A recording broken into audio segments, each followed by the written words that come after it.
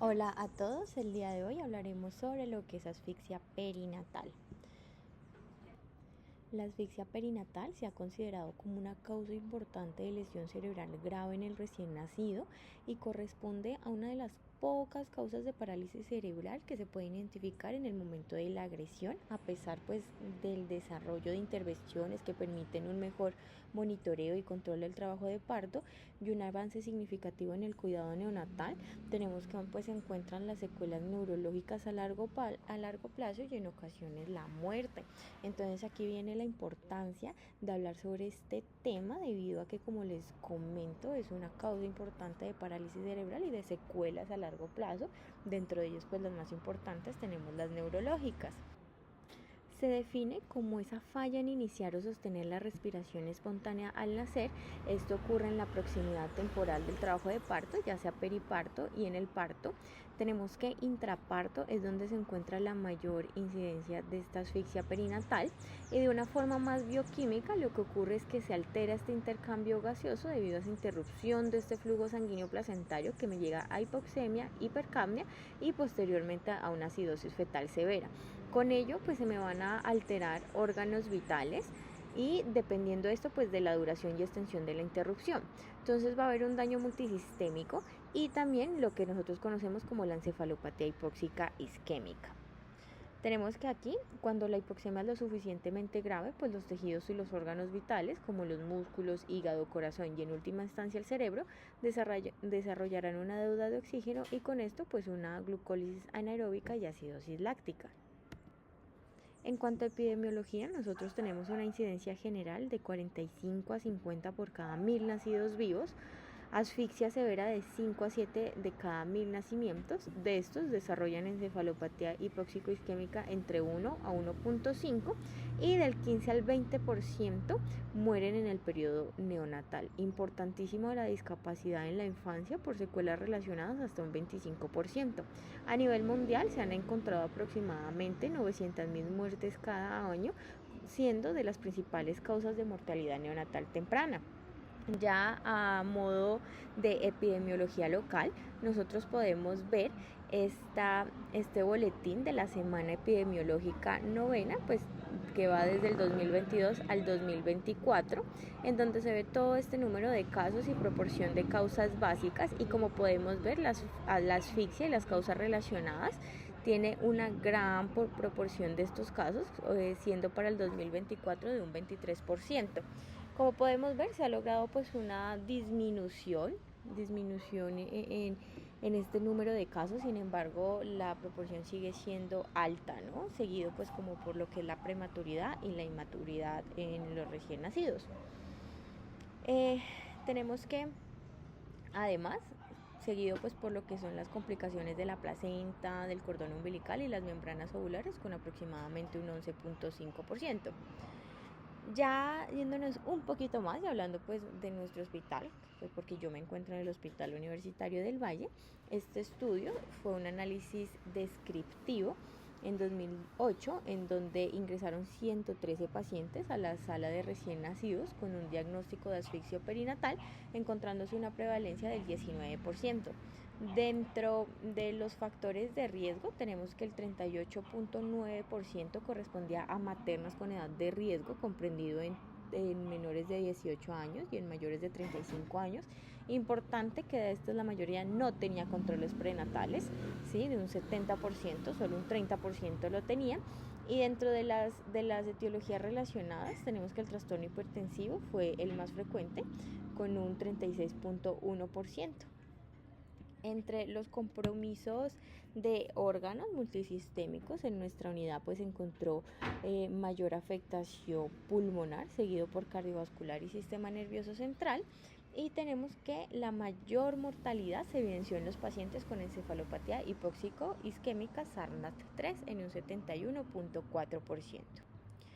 Este también es un estudio en nuestra unidad entre el 2010 al 2011, en donde se estudiaron 56 casos y 168 controles, en donde se encontró que el desprendimiento prematuro de la placenta el trabajo de parto con fase expulsiva prolongada, no usar oxitocina y ser madre soltera fueron los factores de riesgo para el desarrollo de asfixia perinatal en la población bajo estudio.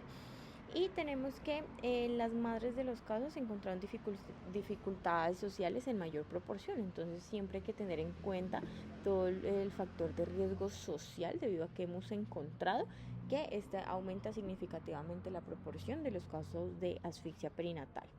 Continuando pues con otra etiología, tenemos en cuanto a maternos lo que es la diabetes mellitus, ya hablamos pues de los trastornos hipertensivos en el embarazo, también hipotensión, shock, ruptura uterina, anemia, infecciones. En cuanto a la placenta y el cordón umbilical, el abrupcio de placenta es súper importante en cuanto a etiología. También tenemos la hemorragia fetomaterna, las comprensiones del cordón umbilical, infección, inflamación y el velamiento del cordón, pues en su inserción. En cuanto a las etiologías neonatales, anormalidades de la vía aérea, desórdenes neurológicos, una enfermedad cardiopulmonar severa, compromiso circulatorio severo, infección y efectos pues de medicamentos también. En cuanto a la fisiopatología, tenemos lo siguiente, y es que cuando el flujo sanguíneo placentario se ve comprometido, el feto intenta pues restringir todo este gasto cardíaco para proteger los órganos más vitales. Entonces, como podemos ver, se redistribuye el flujo más que todo a lo que es cerebro, al corazón y a las glándulas suprarrenales. Esta alteración del flujo sanguíneo, conocida como reflejo de inmersión, se produce a expensas pues, de una disminución del flujo hacia órganos menos vitales como el riñón, el intestino, la piel y los músculos. Tenemos que la hipoxemia es detectada por los quimiorreceptores de la arteria carótida, lo que conduce a una liberación de las catecolaminas. Estas catecolaminas me van a provocar una vasoconstricción periférica y con esto la centralización del flujo sanguíneo.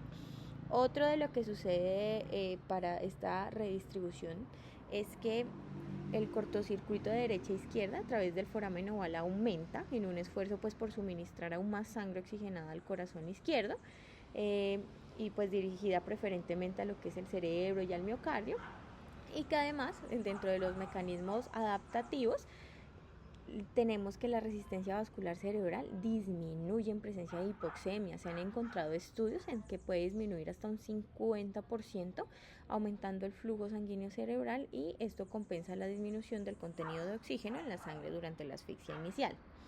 Tenemos que cuando la presión arterial sistémica desciende lo suficiente, pues ya estos mecanismos compensadores van a fallar, y cuando esta demanda de oxígeno fetal supera el aporte de oxígeno placentario, pues ya las células van a recurrir a lo que es la respiración anaeróbica, pues para convertir estas necesidades energéticas, y genera pues un aumento, una acumulación de ácido láctico y el pH disminuye. Finalmente pues ya hay una disminución del flujo en el cerebro, en el corazón, y se da lesión por isquemia, ¿sí? Sobre todo pues un compromiso cerebral. Desde un punto de vista más bioquímico, nosotros tenemos que en el feto o en el neonato asfixiado el aporte de oxígeno se reduce, y con esto la glucólisis anaeróbica, como les había comentado, asume el control y los compuestos de fosfato de alta energía disminuyen. Dentro de esto se encuentra lo que es el trifosfato de adenosina y la fosfocreatinina. Entonces estos van a disminuir, ¿sí?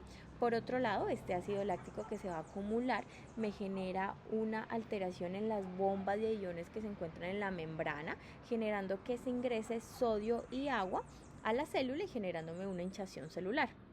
El calcio también va a ingresar a las células, lo que inicia pues una liberación de aminoácidos excitatorios como lo que es el glutamato en el espacio extracelular, generándome una sobreexcitación que conduce a una mayor entrada de calcio, lo que fomenta un ciclo excitotóxico.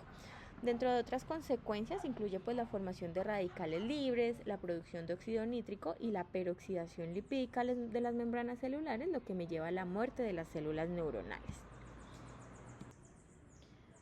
Un concepto clave, ¿sí?, en entender es que la muerte de las células cerebrales no necesariamente ocurre durante la hipoxia o la isquemia, que es la fase primaria, sino que esta fase puede precipitar una cascada de procesos bioquímicos que conducen a un retraso en la muerte celular, que ya es la fase secundaria. Tenemos que esta primera fase finaliza pues con el restablecimiento de la oxigenación, seguido de recuperación de la presión arterial y de la perfusión. Esta reperfusión no es instantánea, ¿sí? Puede durar entre 30 a 60 minutos, en donde el metabolismo energético se va a restablecer progresivamente con la resolución de la inflamación celular. Tenemos que, aunque las neuronas pueden morir durante un periodo suficientemente prolongado en esta fase inicial, muchas neuronas se recuperan inicialmente, al menos parcialmente, en lo que es la fase latente, importantísima porque es ahí donde nosotros actuamos, como ya vamos a ver con lo de la hipotermia terapéutica, que es durante las primeras 6 horas, ¿sí? Porque queremos retardar, proteger y pues como evitar mayor muerte celular que ya se da en esta fase secundaria, ¿sí? Que esta ya es después de 6 a 15 horas después del nacimiento, en donde pues ya aparece un daño cerebral histológico. Y ya durante esta segunda fase, por decirlo así, pues que como les dije comienza muchas horas más tarde, pueden aparecer lo que son convulsiones retardadas que pueden incluso continuar durante varios días, esto acompañado de edema citotóxico secundario, de acumulación de excitotoxinas y también pues de fracaso en la actividad mitocondrial cerebral con hiperemia, ¿sí? Esta hiperemia es la que excede los requerimientos del tejido y esto me genera mayor daño, ¿listo? Entonces, en conclusión, tenemos que dentro de la primera fase, pues se da esta fase de hipoxia y de isquemia. Sin embargo, quiere decir que aquí no todas las células se mueren, sino que quedan unas como en estado latente, que es donde nosotros vamos a actuar, y que tenemos que esa reperfusión que se da cuando ya se restablece esa oxigenación, cuando ya se restablece esa perfusión, ya me viene la fase secundaria donde ahí por este daño por reperfusión se me mueren las células neuronales, ¿listo? En cuanto a las manifestaciones clínicas, tenemos que en un 80% pues son sintomáticos. Dentro de las afectaciones más graves en la literatura está el sistema nervioso central de un 60 al 70%, renal 42%, pulmonar 26%, cardiovascular un 29% y gastrointestinal también un 29%. Dentro de la afectación del sistema nervioso central, nosotros tenemos que lo que sucede es que inicialmente se da una derivación de la sangre de las arterias cerebrales anteriores a las posteriores, pues para mantener la perfusión adecuada del tallo cerebral, cerebelo y los ganglios de la base. Y tenemos que las lesiones inicialmente pueden estar confinadas a los hemisferios cerebrales, sin embargo cuando según pues la gravedad, también el tiempo en donde se tuvo expuesto pues a estas lesiones hipóxico-isquémicas, pues ya me puede generar una afectación de los ganglios basales del tálamo y la extremidad posterior de la cápsula interna, que como tal es un factor de mal pronóstico. Tenemos que la región lesionada puede variar según el tipo y la duración pues del insulto, la edad gestacional y si el recién nacido fue tratado con hipotermia o no. Dentro de las lesiones que podemos encontrar se encuentra la necrosis neuronal selectiva, que es la lesión más común. Tenemos también la leucomalacia periventricular, que es una necrosis pues de la materia blanca periventricular, que se ve más común en los niños pretérminos. También tenemos la isquemia focal, que está relacionado pues con el ACV y la lesión cerebral parasagital. Otro de los factores de mal pronóstico se encuentra la pérdida de diferenciación de la sustancia gris y la blanca. Aquí importante pues mencionar lo que es la clasificación de Sarnat, que es un sistema utilizado para evaluar la gravedad de la encefalopatía hipóxico-isquémica. Esta se basa pues en la observación de signos neurológicos, entonces se evalúa el nivel de conciencia, cómo está la actividad espontánea, la postura y el tono, cómo están esos reflejos primitivos, y dentro de las funciones autonómicas, cómo están las pupilas, cómo está la frecuencia cardíaca y también cómo está esa frecuencia respiratoria, pues más que todo si hay hiperventilación, entre otros. Tenemos que esta se divide en 3 etapas, ¿sí? Que pues es leve, moderado, severa o Sarnat 1, 2 y 3 respectivamente, y es fundamental para determinar el pronóstico y también una guía de manejo terapéutico. Se ha encontrado que en realidad sí tiene una buena concordancia entre examinadores con esta escala. En cuanto al compromiso hematológico, podemos encontrar leucopenia, leucocitosis, trombocitopenia y también, por ejemplo, lo que es la coagulación intravascular diseminada, por lo que hablamos que hay un fallo, un daño multiorgánico.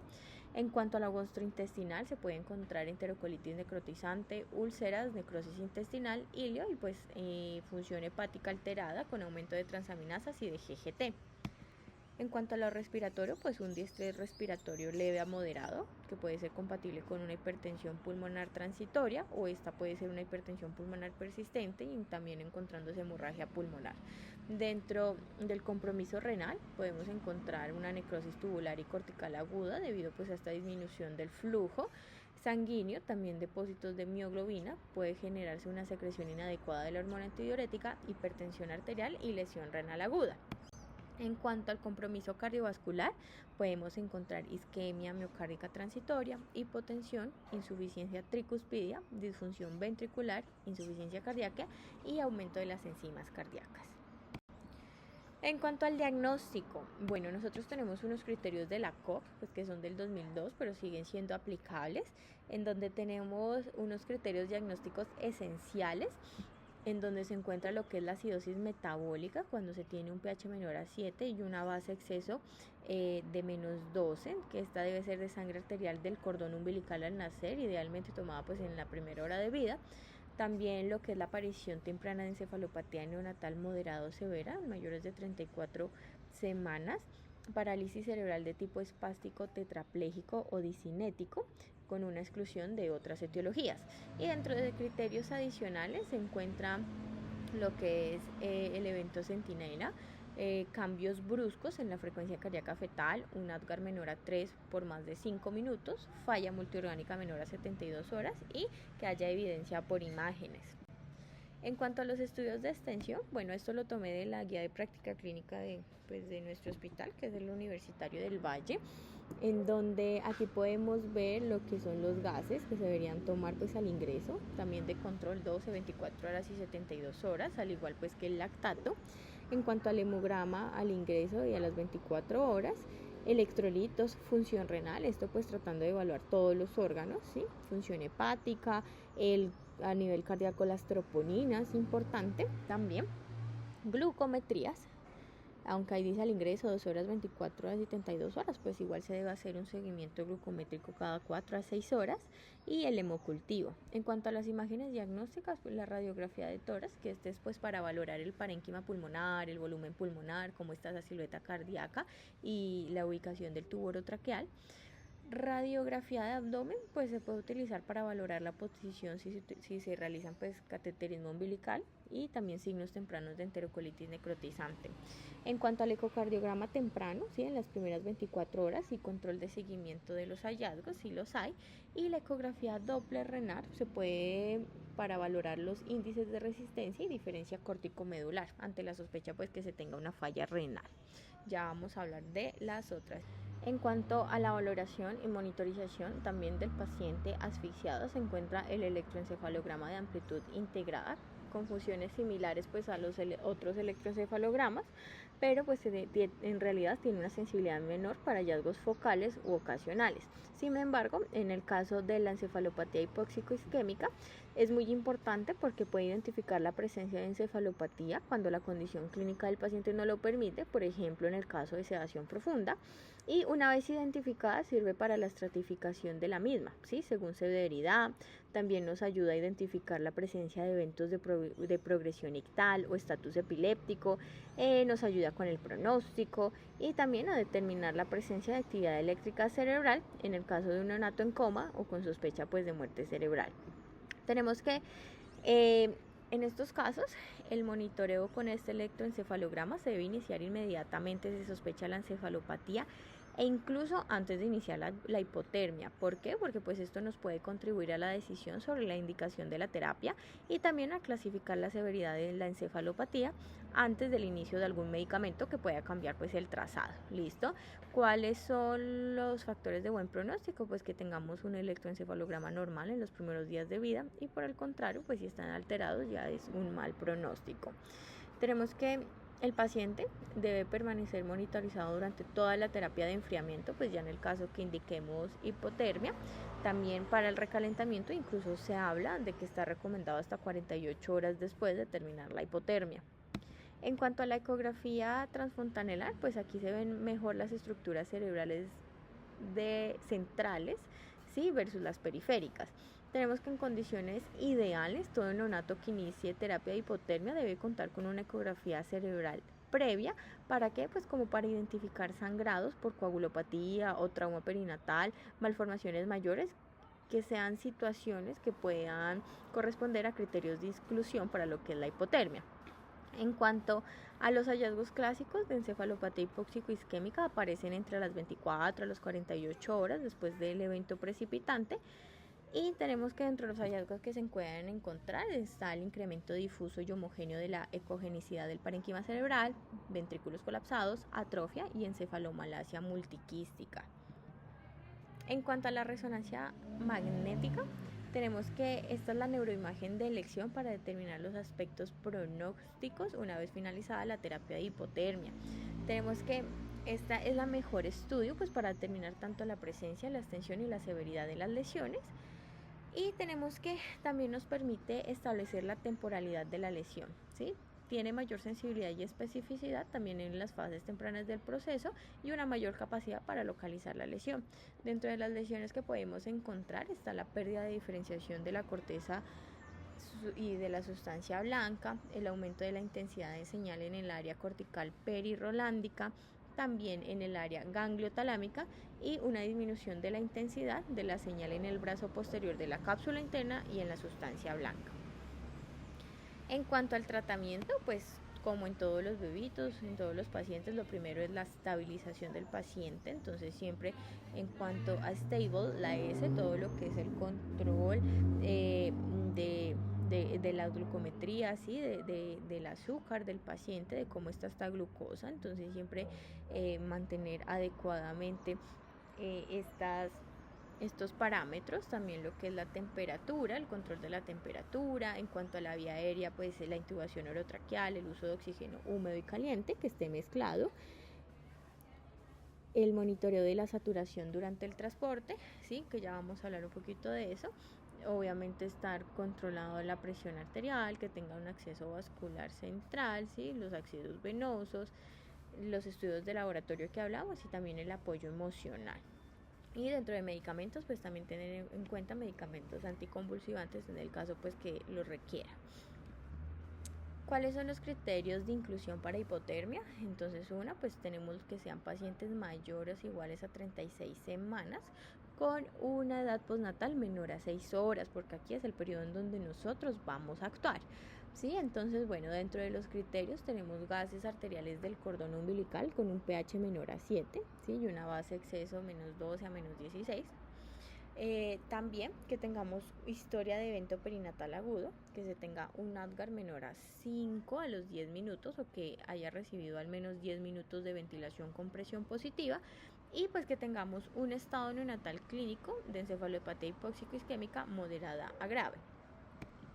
En cuanto a los criterios de exclusión para hipotermia, pues son esos pacientes que están moribundos o con evidencia de compromiso craneal severo o hemorragia intraparenquimatosa severa, pues que tengan un muy mal pronóstico en el neurodesarrollo, que se tengan anomalías congénitas o genéticas mayores no compatibles con la vida, en donde pues no se justifica instaurar el tratamiento agresivo.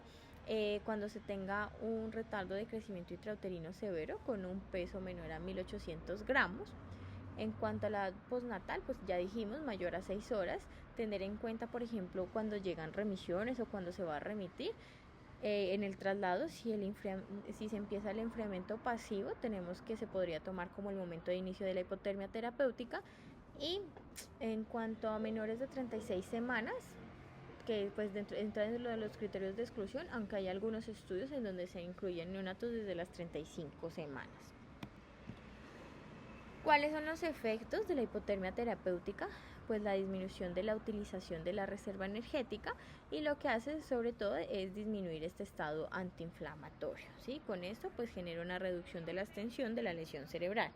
Los efectos adversos para tener en cuenta está la hipotensión, la trombocitopenia, trastornos de la coagulación, quemaduras y trastornos hidroelectrolíticos.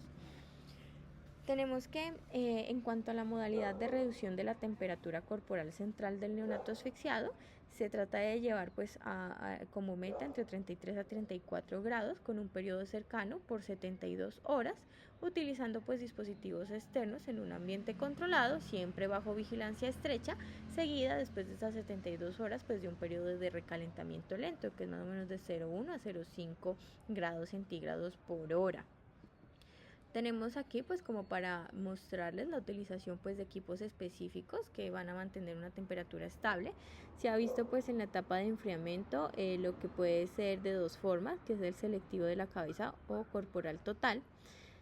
También puede ser por contacto, ¿sí? Genera este enfriamiento por contacto, que nos genera una circulación de agua o fluido a diferentes temperaturas. Y podemos encontrar lo que es el colchón o manta de hipotermia, un chaleco gorro o parches de hidrogel pegados al cuerpo. Lo que hablábamos del recalentamiento, que es de 0 a 1 a 0,5 grados por hora. ¿Qué evidencia tenemos en cuanto al uso de la hipotermia terapéutica? Tenemos pues en esta revisión de Cochrane, en donde se revisaron pues ensayos controlados aleatorizados, en donde se comparó el uso de la hipotermia terapéutica versus una atención estándar. Se encontró una reducción significativa tanto de la muerte o discapacidad importante del desarrollo neurológico en los sobrevivientes. En cuanto a las diferencias o métodos para realizar este enfriamiento, se comparó lo que es selectivo pues de la cabeza o enfriamiento de cuerpo entero, encontrando que cuando es selectivo de la cabeza pues no encontró cambios o un impacto o un efecto estadísticamente significativo sobre la mortalidad, pero cuando es de cuerpo entero sí se mostró una reducción significativa de la mortalidad. En cuanto a la parálisis cerebral, también se encontró una disminución. Y en cuanto a las reacciones adversas más importantes, el aumento significativo de bradicardia sinusal y también de trombocitopenia. ¿Qué hacer pues en un centro de menor nivel en donde no se encuentre la hipotermia terapéutica? Pues para trasladar al paciente a un centro donde sí lo tenga, se debe realizar lo que es una hipotermia pasiva. Entonces, siempre monitorizar al paciente, ¿sí? Se habla de una monitorización de la temperatura rectal de forma continua cada 15 minutos para tener un objetivo de temperatura entre 33 a 34 grados centígrados. Aquí, pues, dentro de las maneras o las maniobras para realizarlo, entonces se encuentra, pues, si la temperatura es mayor a 35,5, apagar cualquier fuente de calor, ¿sí? Apagar la incubadora, abrir las puertas y utilizar lo que son las bolsitas de hielo en las axilas, ¿sí?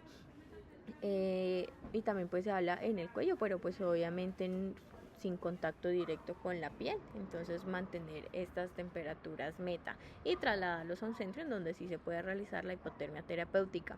Se ha mostrado que el enfriamiento pasivo durante el transporte permite alcanzar la hipotermia terapéutica de forma mucho más segura y es eficaz y segura. En cuanto a la sedación de los pacientes con asfixia, pues está contraindicado el uso de benzodiazepinas debido a que están relacionados con una degeneración de la oligodendroglía, de la supresión de la neurogénesis y también la inhibición del desarrollo sináptico. En lugar de utilizar benzodiazepinas está indicada pues lo que es la morfina, una dosis de 50 microgramos por kilo, seguido pues de una infusión de 5 microgramos por kilo hora. Y pues si no está disponible una alternativa es la desmedetomidina. Siempre, pues lo que les mencionaba, el control adecuado de la glicemia, en donde se ha visto que tanto la hiperglicemia como la hipoglucemia pueden estar relacionados con resultados adversos, tales como muerte y discapacidad en el recién nacido con una encefalopatía hipóxico-isquémica. Terapias en proceso de estudio, ¿sí? Que aún pues no se han validado como tal, pero ahí vamos. Tenemos la eritropoyetina, ¿sí? Que lo que hace es que en la isquemia y la hipoxia sobreexpresa receptores en las neuronas, en la microglía y las células endoteliales, llevando a reducir la susceptibilidad a neurotransmisores excitotóxicos, lesiones mediadas por óxido nítrico, apoptosis e inflamación cerebral. También estimulan a la neurogénesis, angiogénesis y oligodendrogénesis, ¿sí? Sin embargo, todavía están en estudios. Otro de los que se encuentran estudiando es la melatonina, ¿sí? Y los esteroides. En cuanto al pronóstico de estos pacientes con asfixia, pues tenemos la lesión cerebral permanente, ¿sí? Que es la más grave a largo plazo. Tenemos que pues la gravedad y la ubicación de la lesión están influenciados por los mecanismos de lesión, además pues de esta madurez del desarrollo del cerebro. En los niños pues hay una ventaja, por decirlo así, que es la plasticidad cerebral, ¿sí? Que es el principal mecanismo neuroprotector, por eso es tan importante lo que es la rehabilitación temprana de estos niños para pues tratar de disminuir estas secuelas. En cuanto a la asfixia leve, pues se encuentra una mortalidad aproximadamente del 0%, pero sí se encontró una discapacidad leve del 6 al 24%. En la asfixia moderada, una mortalidad entre el 3 al 25%, con una discapacidad también moderada a grave de un 20 al 45%. Y en la asfixia severa, mortalidad de hasta el 75% súper alto y una discapacidad grave de hasta el 100%. Ya por último, para terminar, recordando pues que la asfixia perinatal sigue siendo una causa importante de morbimortalidad infantil en el mundo. Lo que es la identificación temprana y anticipación es fundamental, entonces tener en cuenta los antecedentes maternos, el monitoreo continuo intraparto, ¿sí?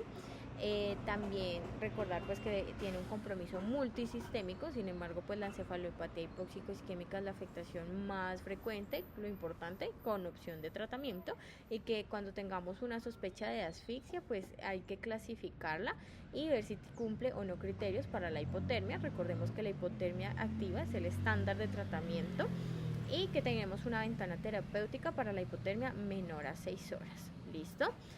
Y que ya una vez identificada la asfixia perinatal se debe activar un código de hipotermia, la estabilización del recién nacido, su atención integral, tanto a la parte neurológica, pero también a otras manifestaciones no neurológicas. Listo, muchas gracias por estar aquí. Nos vemos en la próxima.